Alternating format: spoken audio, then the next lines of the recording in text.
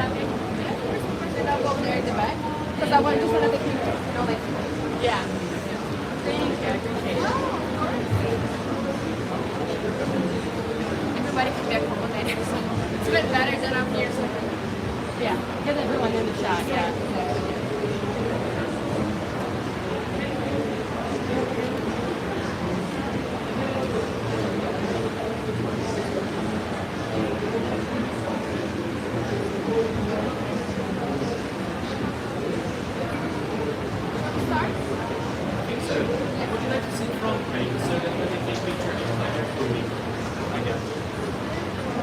I'm gonna stay here because I want to be here.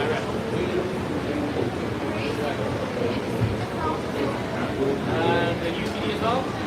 Second? You can see from. So it looks like there's more people. Alright. So we take pictures.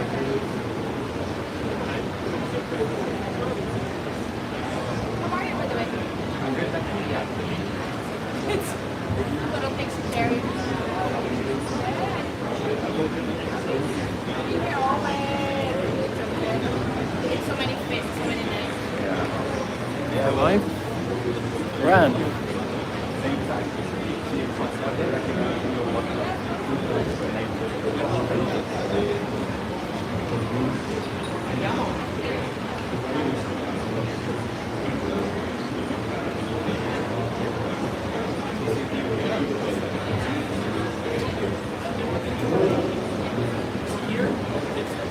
Yeah, that's good because then I can take pictures and yeah, that's right.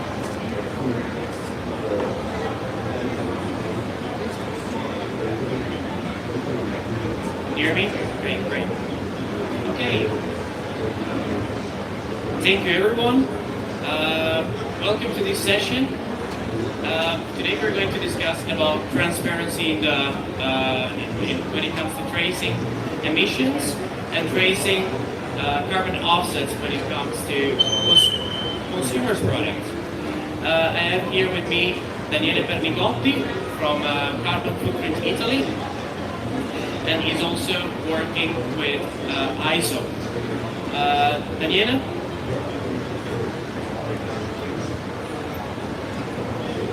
Thank you. Thank you, Chef, for the introduction and to the opportunity to speak with you today. Yes, I'm Daniele Pernigotti, the director of Carbon Footprint Italy. It's an Italian program of carbon footprint as part of the International Alliance that I will say you something later. I'm also the convener of the ISO work group responsible for development of the standard for carbon footprint for product as of 14067 and the European Technical Committee on Climate Change. So it's my most interesting activity in terms of background, and the other one is the coordination with the accreditation, because accreditation is part of the important system to give to guarantee, to give credibility in all verification activity around the world.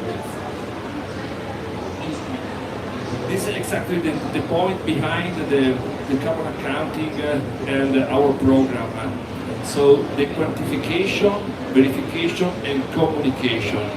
And this is important that it shall be done on the base of the international standard, recognized standard, because you know, in this, for example, now in the agenda item of COP 30, there is the CBAM, the unilateral trade action, or they use several different names, but in reality it's the CBAM.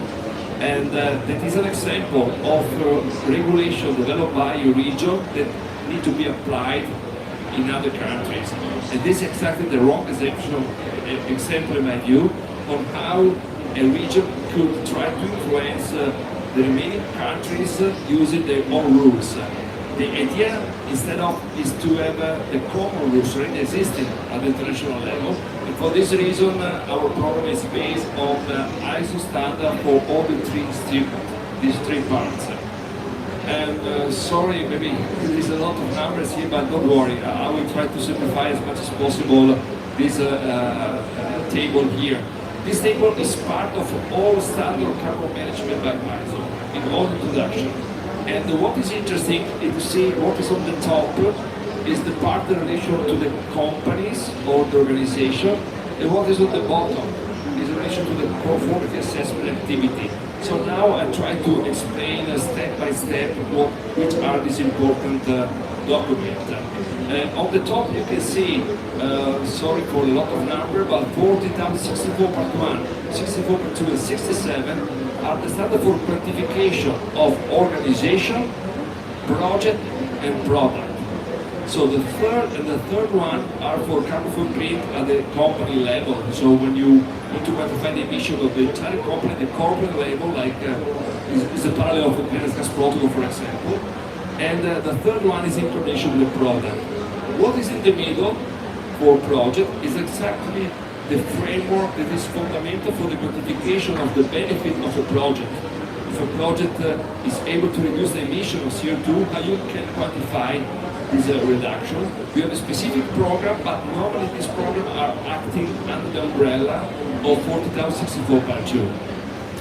The bottom part here, you have a 64 part 3 for verification validation, 65 for accreditation, and 67 for competence. The last three numbers, sorry. But these are very fundamental because this set of standards is used not only in the voluntary market to verify and work under accreditation in the three different streams, but it's also used in the mandatory scheme. Emission trading system in Europe, for example, and Corsia, the quantification of emission of aircraft all over the world is using this reference standard. And MRV shipping, so the shipping sector is another example. So this to give value on the two different level of carbon accounting standard. So we developed the program in 2018 on the basis of a clear request of the market, because in Italy there was a growing interest for carbon footprint of product and organization. At the same time, there was a lot of self-declaration, and self-declaration is often very close to the greenwashing, so there is a risk of greenwashing. There is a lack of guarantee to who is saying that this information is reliable and is true. So for this reason, several verification bodies asked us to develop this program, and with the purpose to support the communication of the company and to give transparency in the communication process. You know, I only put here the list of the standard, not to repeat again the numbers, but only to clarify that these are all international rules, and these rules are implemented in Italy, but we will see very soon that the same rules are also implemented at international level by other programs. Daniele, can you hear me? Yes, great. I have a question. Can you get back? Is it fair to say that Italy is leading when it comes to this kind of model? I can say that for example, for the accreditation in carbon accounting, we say yes, and even in carbon footprint of product, because we were one of the first countries, probably the first one, to develop this scheme on the basis of the possibility to be the leader of the working group and to be strictly, deeply involved in the development of the standard for carbon accounting, to be involved in the Accredia. We were able to push as first country all over the world this kind of example. So I can say yes. Thank you. And how it works? So we have three different areas of action. The carbon footprint of product, carbon footprint of organization, and the carbon neutrality. And here is a kind of database. Each company is allowed to use the label, obviously, in the product or the publication of the company, but always the label should be used together with specific QR code. And the QR code allows you to land in the specific page of the product of the company. So this is an example of the product. And you can see even the amount of information, the background information that are fundamental to give credibility to the communication. Because you know, the label is only a label. It could be a fruit, it could be a leaf. So, but in this case, what is important is to support that label with the background information. So I would say that transparency, traceability, and transmissibility of the information are critical in the for the consumer as well.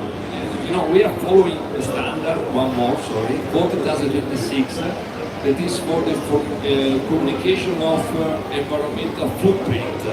And it's clearly requiring this standard the presence of a program, somebody managing the rules, and the need to have always the background information to support the communication, not to leave only basic communication without the background. So here you can see, for example, the distribution of the emission in upstream or downstream. You can see the reference person in the company, the verification statement, the PCR used, the boundaries, the numbers, so everything.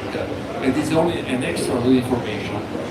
And in a similar way, we have a different page for the organization. The logic is always the same. Obviously, even here is an abstract of the information. And you can see the separation between categories or different scope, the graphic representation, the verification statement. So everybody can go there to check the supplier, to check the product, and to understand what is behind.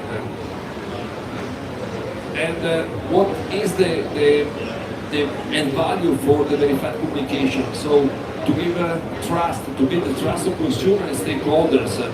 It's not only consumer, it's also stakeholder in terms of value chain. Because this is a fundamental step to create collaboration among the value chain. Yesterday was an assignment in the ISO. It was the mining company from Brazil, the steel company from Japan, and the WWF NGOs. And the point was how the steel company can have reliable information from the mining. So you need to create a channel, open transfer of information, but reliable information. So this is a very, very important point. Enables comparability between verified products. It's a very challenging aspect, but always the consumer wants to have more information in this direction. Enhance corporate image and market access. And then promote continuous improvement and emission reduction. Because, you can also make a company accountable for this activity. Because if a company shows that the emission of today is 100, 1 year from now they will have 110. It's different than they have 90. So to track the evolution of the emission is an important way to make transparency, even in terms of commitment and carbon transition. So the previous one was experience in Italy, and then we extend the experience at the international level with the creation of Carbon Footprint International Alliance.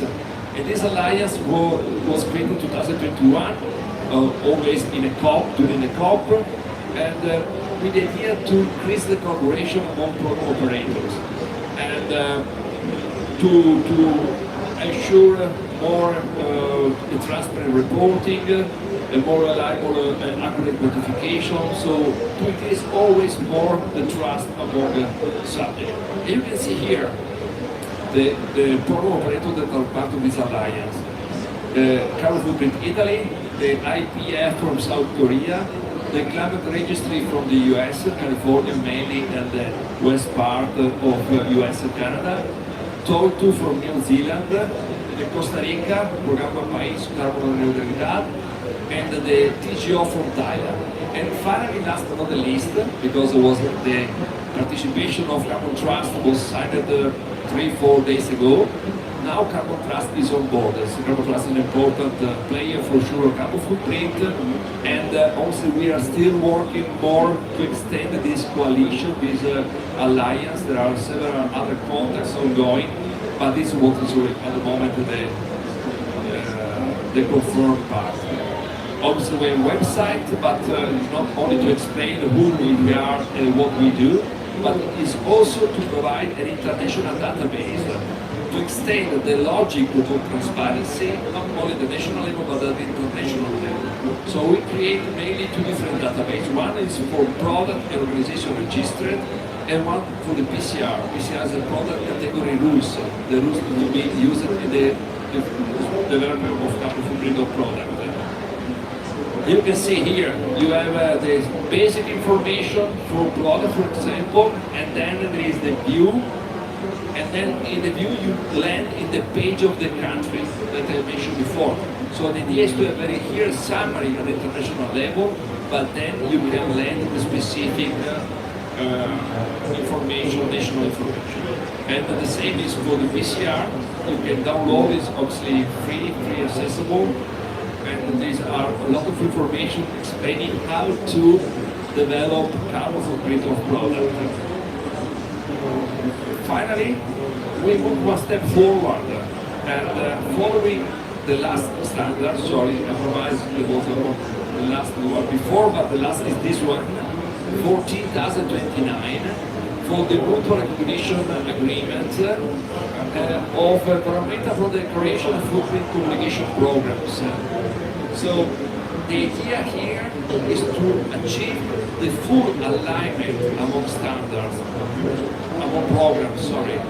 And the mutual recognition agreements is a way to confirm the two programs are working at the same level, in the same way, are fully in consistency. Daniele, would it be correct to say that thanks to your label, we are shifting from a trust-based system to an information-based system? Yeah, it was an information-based system, even the one at the level of registry, if we want to see in details. Maybe it's a combination, trust and information, because the trust is not enough. You need to be transparent, as you mentioned before, in order to make available information, and not only to say, I trust you. No, I need to have a solid evidence that trust is based on credible information.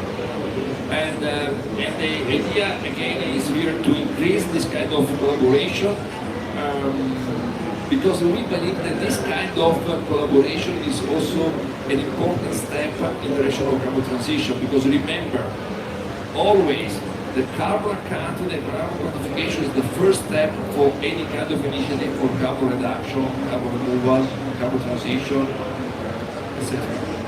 And last year, November, we signed this MRA with the Korean program operator.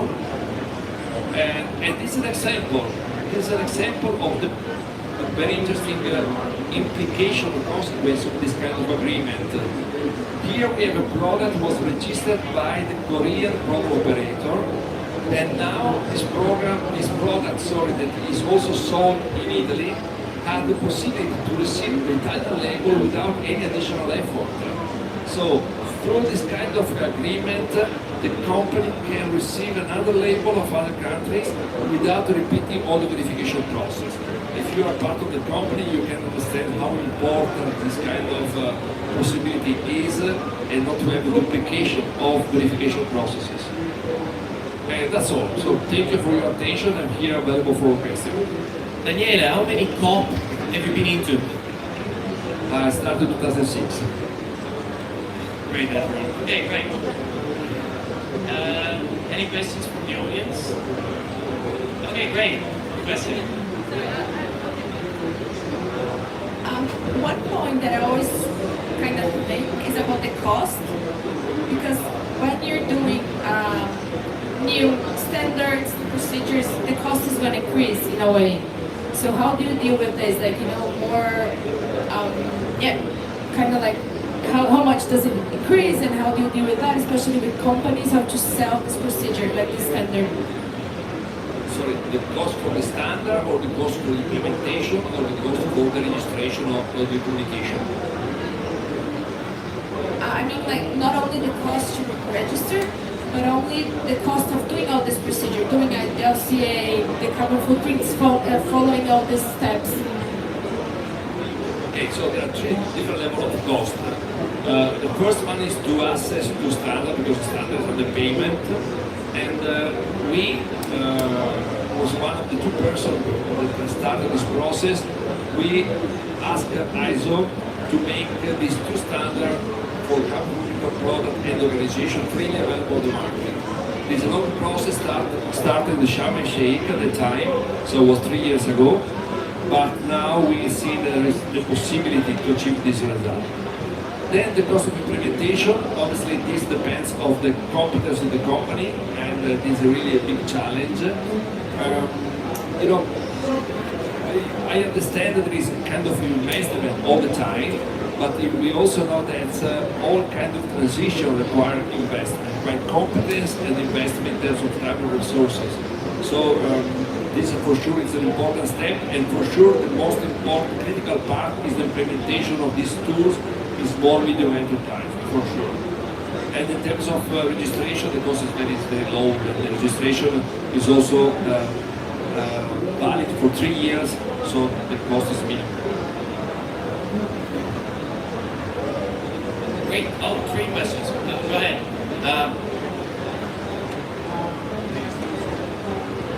Right.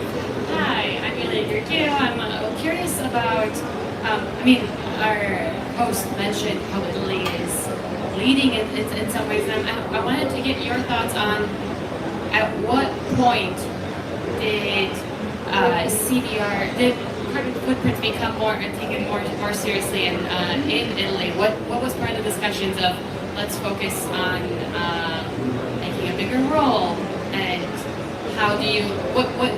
how farther do you have to go to get more implemented in Italy's goals and plans for? Very interesting question. So we can start at the beginning, say that he had the increasing of the level of attention on the market requiring carbon footprint at the beginning was in coordination of the combination of the mandatory schemes and the voluntary request from the client, because the pressure of the market is one of the most important part. And even there was a good quality system of quality infrastructure in Italy, and the capacity to move together with the consultant, with the litigation body, accreditation body, and the company. So was the capacity to understand the potential need of the company and to facilitate the development of these activities. We have done a lot of training and information before the publication of the standards.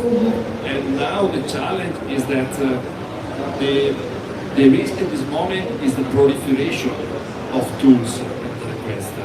And so there is the risk of confusion. Several times when we go to the company, because my activity is also to support the company in this direction, we see the company that are lost. I give an example, going back to the side event of yesterday in the ISO pavilion here behind. And the World Steel Association mentioned that at this moment there are more than 50 standards for quantification of CO2 in the steel sector. Crazy. They are doing a great work in order to try to harmonize, to go in the direction of a single standard, but it's a reality because there was really an explosion of interest in the market. Thank you very much, and some really good and important work.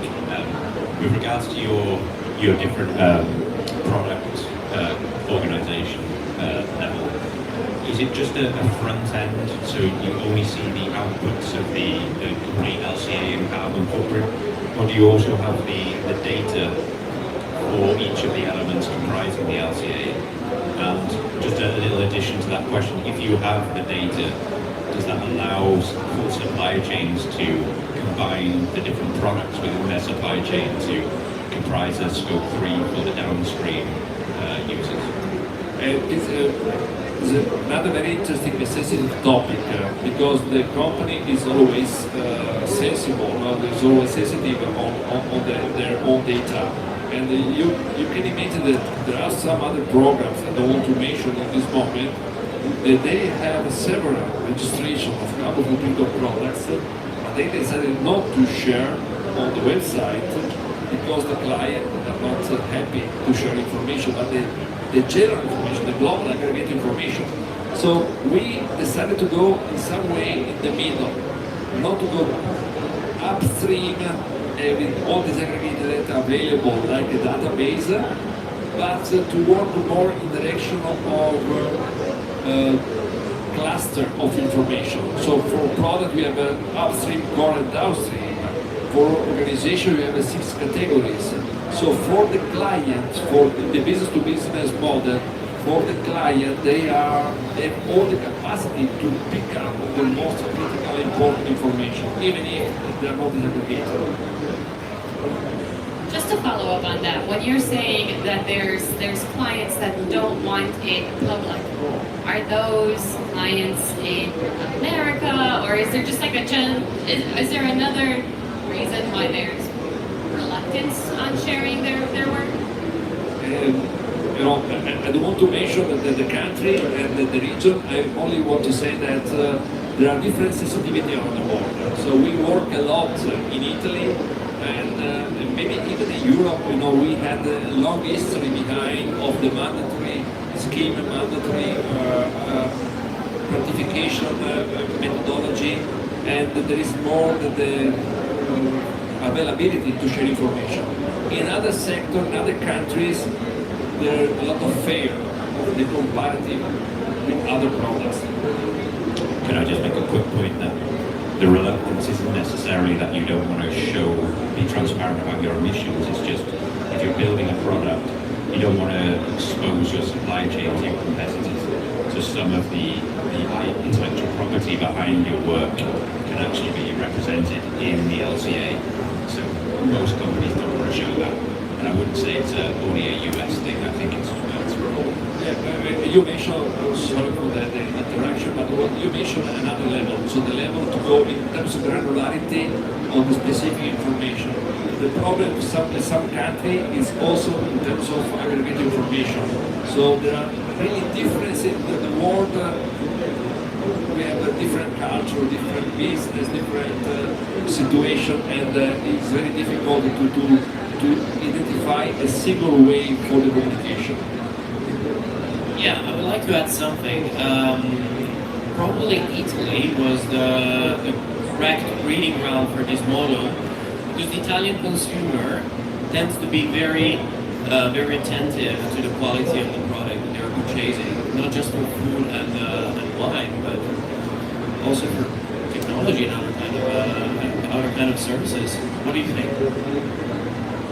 Is another point.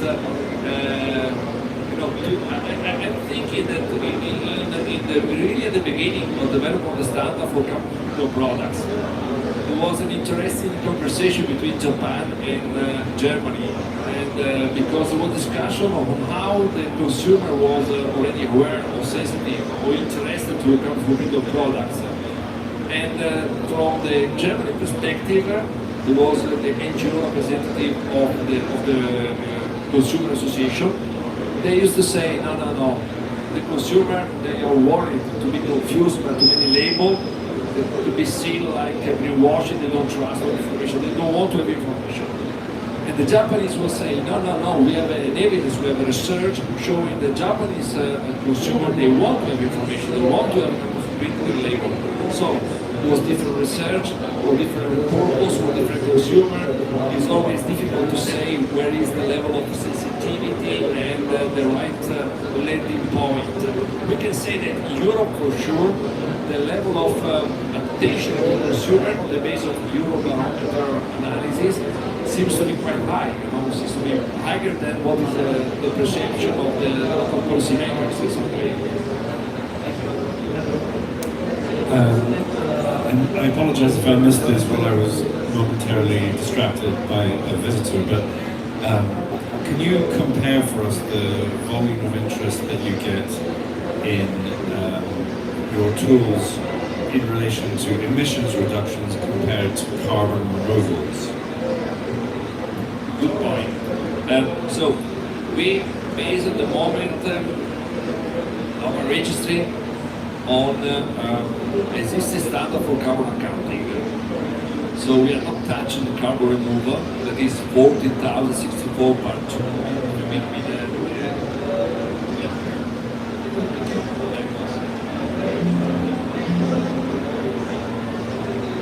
The one in the middle for project is not part of our platform. We are working other platform this direction, but there's another project, another story. So we are focused on the quantification for product organization, and obviously reduction is part of this process, because when you quantify year by year your emission, you're also showing your performance. So there is another label, it is a carbon reduction, it's performance tracking, is the name used by the standard, they want to show how you are improving your performance. I don't know if you covered completely your question. Great. Anyone else?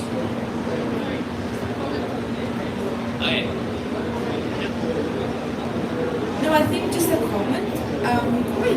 A lot of times maybe it's good to have like a carbon footprint standardized, because then when you do the carbon removals accounting, you have more credibility. So when you do like your LCA, you have credibility like, okay, this is really removing. So that's my perspective. Absolutely, yeah. Great. I would switch presentation at this point. Let me only continue this point because we speak about biochar, for example. No? You need to consider the life cycle perspective, all the emission and the contribution along the value chain. It's not a way to have real numbers for carbon removal sold on the market.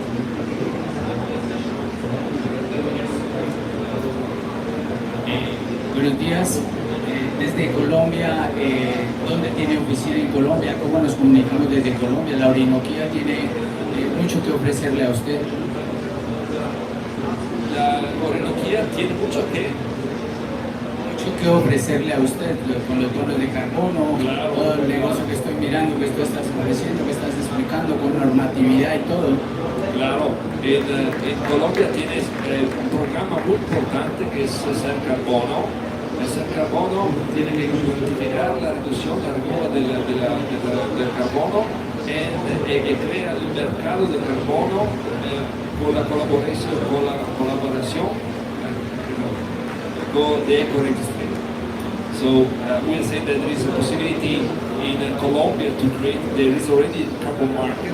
So it was underlining one area of Colombia, and there are already some carbon market program and carbon market registry in Colombia as well. Sí, un negocio muy importante porque es el futuro para los jóvenes de nuestro país, que deben de conocer más ese tema, porque es un tema importante, porque ahí vamos a cuidar el medio ambiente para nuestros futuros jóvenes, una mejor vida. Absolutamente. Esto es un problema, no problema, una oportunidad, mas muy sencillo, porque puede ser hecha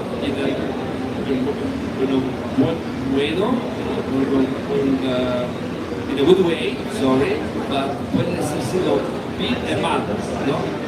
Sorry for my interpretive Spanish.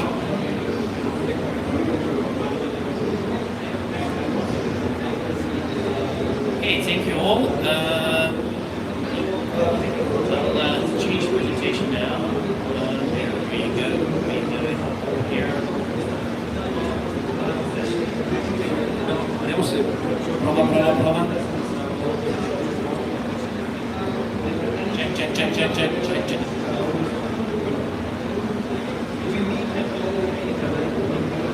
Prova, okay.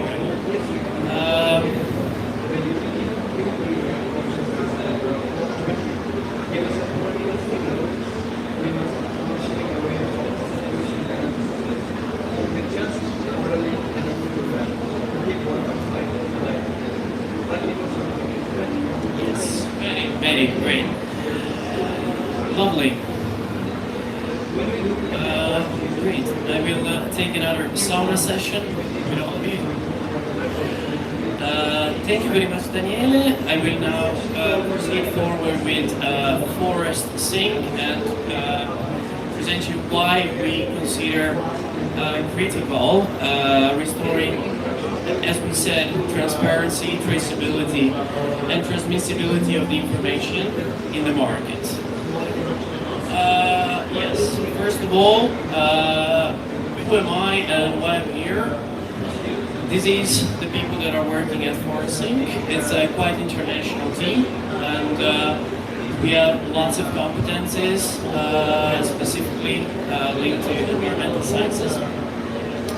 What we will talk today about. First of all, what's the situation with voluntary carbon markets and in general with traceability of carbon credits. Afterwards, we will try to understand what is a commodity and what are the requirements of a commodity, and why carbon is probably one of the youngest commodities in our history, and then we will talk about media, how to, as we said, transmit information to the end consumer, or even how the information can be transmitted between companies. So both B2B, B2C, and B2B2C. Okay, first of all, we have a few problems. We have a very deregulated market. Right now there's lots of attempts to try to create transparency and regulate the voluntary carbon market, but as we all know, there's lots of work to do. As we were mentioning before, for years we have been living in a market where the carbon credit was more like a compliance service, and you had to trust the registry, trust the verification agency, but you had limited access to the opportunity to independently verify the carbon credits. Last but not least, these carbon credits, this climate work information was information sticking on a registry and was not disseminated to the consumer or to the end user of these credits. We thought that that was quite a critical aspect that needed to be solved. So, carbon needs a regulated and centralized market. Lots of people are working on it right now, but especially banks want to have a negotiable future on carbon, and that's quite uniquely what we're working towards. Carbon credits right now are limited in fungibility and in transferability, tradability, and that's also another criticality that needs to be addressed. Last but not least, we need to make sure that these credits are extremely transparent and they're transmissible to the consumers. The consumers want to know where their investments are going, where their money is going, and if actually it has an impact or not, these type of products. So let's talk a bit about commodities. What is a commodity? So I will present that we have two things. A few thousand years ago, there used to be like clay tablets to transmit information between one buyer and another. This was a contract for Mesopotamia, and that's basically a tablet giving information about like purchase of goods. And then all of a sudden, someone realized that we couldn't just rely on contracts. We actually had we needed an authority to centralize the trade of these commodities. And all of a sudden, the Dutch invented, after a bit of trial and error, the first commodity exchange in Amsterdam, 1731. What are the characteristics of this exchange? It was a centralized registry, it was a centralized authority monitoring the market, and the commodity exchanged were verified by independent monitors to guarantee actually that commodities were there at the moment of delivery, not just a clay tablet or like a contract that had actually no physical delivery yet. So let's do a boring exercise. Carbon is actually a production factor. Increasingly, a company will need to add carbon into their life cycle, they will need to purchase and consume carbon in order to produce goods, sustainable goods. So they will need to offset their emission, which means that carbon needs to acquire and retire credits in order to achieve carbon neutrality. This means that as carbon is a scarce resource, carbon has a price. It's limited. We cannot keep polluting the atmosphere indefinitely. So it's an input factor, it's a production factor that actually can be embedded into products or services as well. And carbon is actually can be seen as, like emissions can be seen as, for example, like a waste factor of the production, and it needs to be collected, it needs to be disposed. That's why we have carbon sinks. So yes, like actually credits represent units of climate work. It can be biochar, it can be forestry, it can be CCS. So companies need to purchase this unit of works and they need to retire them in order to achieve neutrality. But at the same time, it's a scarce resource, as we said. So there's a price linked to it. Right now, for example, we have a permission to pollute, ETS, but we need to shift from just a permission to pollute to actually to get to carbon neutrality negativity. We need actually to sequester this excess of carbon in atmosphere. Last but not least, carbon credits represent units of climate work, but they need to be standardized. They need to be normalized, and that's something that has been missing in the market so far. So the question is CO2 a commodity? And well, the answer is quite obvious. It's a production factor. It needs to be commoditized. So we have two major breakthroughs that occurred actually in the commodity market, which was at the beginning of the 19th century in Chicago, and the brilliant idea of standardizing the contracts and normalize the quality of the goods that were going to be delivered. And that actually created transparency in the negotiation of commodities. And then we had a second major breakthrough, which is the 1971, when the electronically exchange was invented. Which means that at that point, to buy commodities, I didn't have just to pick up my phone and call my broker, hi, what's the price of oil today? Can I get delivery in 6 months at what price? I can just log in and check independently what's the price, what's the negotiation, and especially what's going to be the price of delivery in 6 months, 1 year, 2 years, without having to rely on a broker anymore. I've been hearing a lot that there's no market for carbon credits. Apparently, there is market, and despite the problems that we had at the beginning of the 20s, it's projected to keep growing. According to Bloomberg, by 2030, we are going to have a $40 billion market globally. I do expect it to land around $8 to $10 billion. Sorry, come again? Okay, great. Yes, so the trend is going to continue. We are going to see an increased necessity of commoditization of CO2 in order to restore a credible marketplace. And how do we transmit this information to the consumers?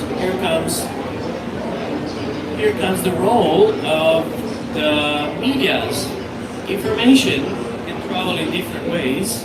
It has been traveling via books for years, for a few decades, like hundreds of years, thousands of years. Then all of a sudden we had like newspaper, radio. The capacity, the good thing of media is that not only they can transmit information, but they can capture emotion, they can transmit emotion, they can transmit moments in time. And the same thing can do a QR code.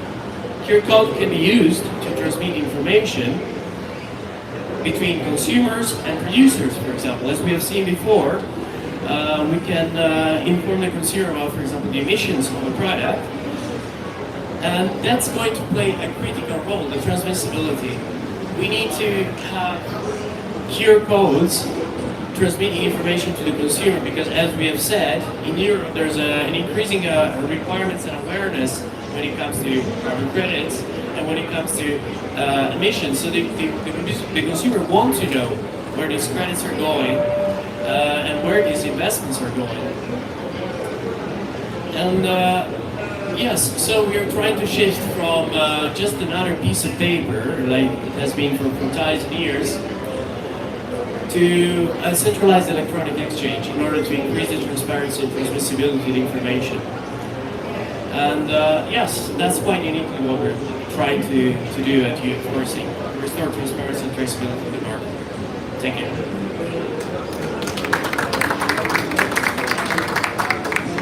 Yes, lots of questions. I see Chris. No? Thank you so much for the presentation, both of you. Really good.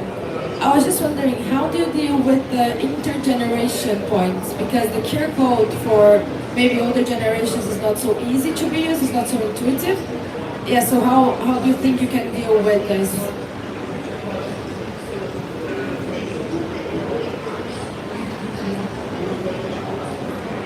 That's the role of the media.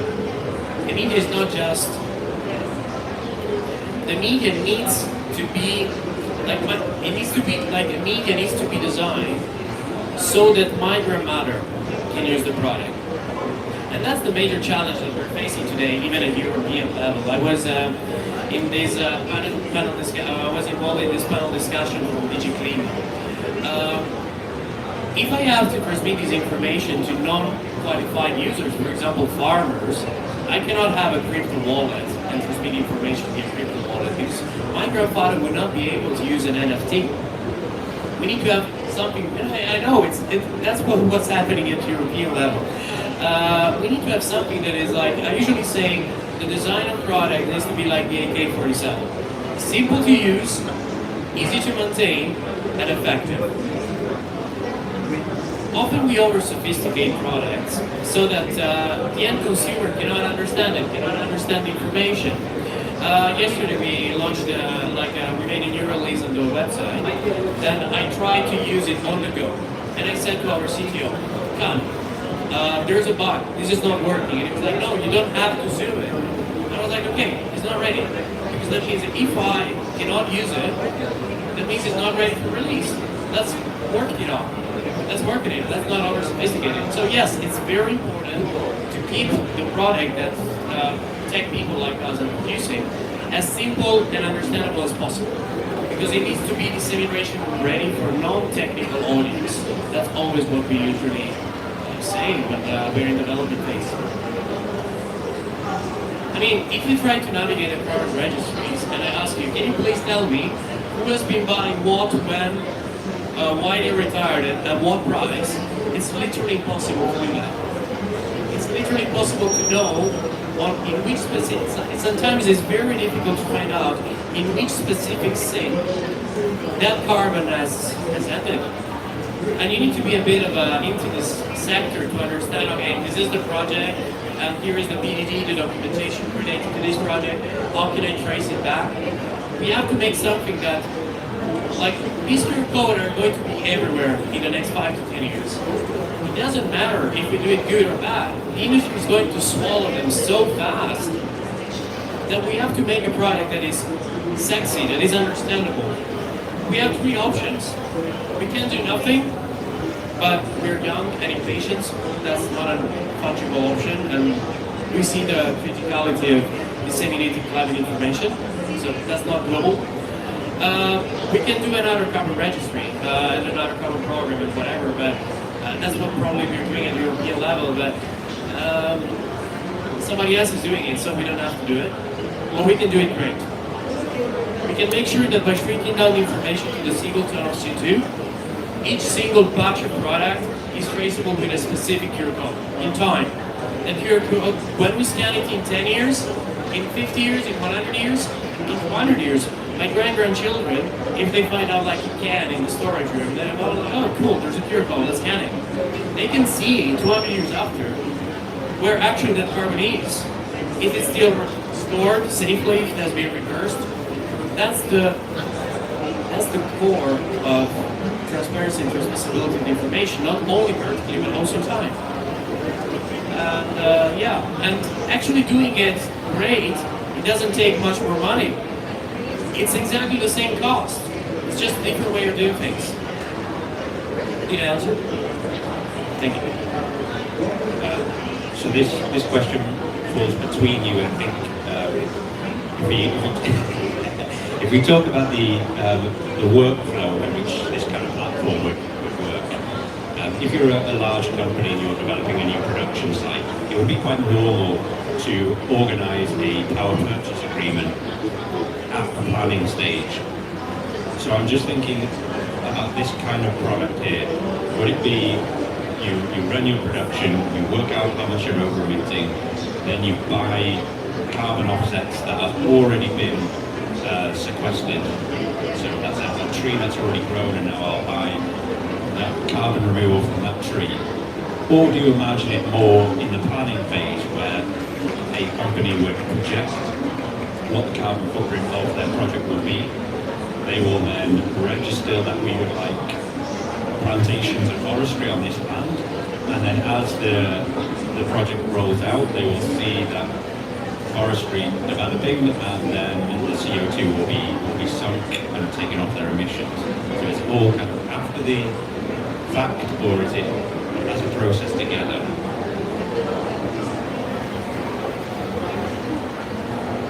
In reality, you touch a key point, carbon accounting, project, and we divide in terms of performance assessment this reality with validation and verification. Validation is always looking forward, verification is based on historical data. So if you have a project, for example, you put the seed now for the plant, and you expect to have a sequestration 10 years from now, you are validating your project to say that this will be able to produce some result in the future, but you don't have any credit in your pockets. If you go in the direction of the verification on a historical basis, you can confirm the carbon footprint of the company or the product, because it's always based on historical data, not what you emitted the previous year. And even in terms of carbon credits, you confirm that these trees already sequestered 10 kilograms, 10 ton, 1 ton of CO2. So the verification is the one giving the confirmation of reality. Validation is a promise for the future. Yes, like the difference between ex ante and ex post. So that's what we're working with Luke in Finland and Nibio in Norway, and CMCC in Italy. Nature 4.0 is also part of the consortium that we're building for an MRV wall and Folia for carbon farming. That's the point. The design of the platform needs to follow the process from inception, I would say, until the end, but there's not an end. Because even if the sink is reversed completely, because as we let's make a very important point. ARR and IFM is not a permanent sequestration system. Okay, ARR and IFM, imagine it as you have a house on fire. You have two options: installing sprinklers, but it's very expensive and it takes a while, or maybe switching off the fire with a hose and then having enough time to install the sprinklers. So forestry and IFM plays more like a role, and biochar as well, like its borderline, plays the role of the hose, of the fire extinguisher. It's not going to be there forever. We're going to need sprinklers, but we're going to need cheap sprinklers, scalable sprinklers, and accessible sprinklers, which unfortunately right now we don't have. I mean, yesterday we were talking about your bio-oil, $1,200 per ton. Of course, we need to shrink that down. We cannot scale it up at $1,200 per ton because, unfortunately, we have something called limited budget, and we have to optimize that. So the platform or anything that is designed for this market needs to be designed to follow the product from inception until the end of the cycle. It needs to be accessible in time. Not like maybe documentation that maybe has been archived, and maybe the archive gets lost, maybe the project ends, the project developer goes bankrupt. What happens then? Who's going to report on that? Do we just make another reversal, complete reversal of that currency? It's not accessible. It's not a doable thing. That's why we need to have a system that is self-sustainable in time, even if we go bankrupt, even if every register goes bankrupt. The information needs to be there. We need a gatekeeper that keeps the information permanent.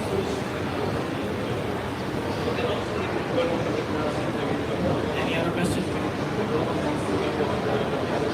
No? Oh, I can just go one very general one. You talk about CO2 as a commodity. I guess if anything was going to be a commodity, it would be a negative CO2. Because you're not actually selling or trading the CO2, you're selling the removal of it. I don't know whether it's a point that makes any difference, but are there other commodities that are comparable to that? Okay, CO2 is quite a unique type of commodity because first of all, carbon is a problem. Any of you have ever seen a molecule of CO2? Anybody? Yeah, CO2. It's quite present in atmosphere, as we know. That's why people's perception of carbon is quite limited, and it's the effect of excess of carbon in the atmosphere is visible only through the effects that carbon has on our planet. So, to answer your question, it's a hybrid between a soft commodity and a hard commodity. Hard commodities are, for example, gold, soft commodities, wheat, coffee. So, the agreement between the buyer and the seller need to shift from I'm buying CO2 for my purposes from I'm paying you to store my CO2. So it's a different type of agreement at that point because the project developer is responsible to guarantee the storage of the CO2 in their sink. It can be biochar, so your company is responsible for storing that carbon in the biochar, so you act as a warehouse. But at the same time, if you're a forest owner, you're responsible for to make sure that the trees do not die. The trees are yours. You can chop them, you can do whatever you want, as long as you keep the carbon in them. So it's not easy actually to commoditize a commodity that cannot be physically real. I cannot come up show up with a luggage of logs and say, hey, here's your carbon. So it's a decentralized storage of carbon, and that's why it's a bit tricky to commoditize CO2. We are working on it, and we're going to get there in the next two or 3 years.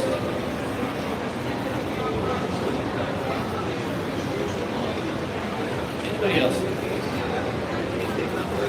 The new guests? No? Nobody? Okay, great. Daniela? Thank you very much. And, sorry, I'm very it's my first time. I'm really happy to be here, and I have to say thank you to Chris and Beatrice because you did an amazing job, and all this would not be possible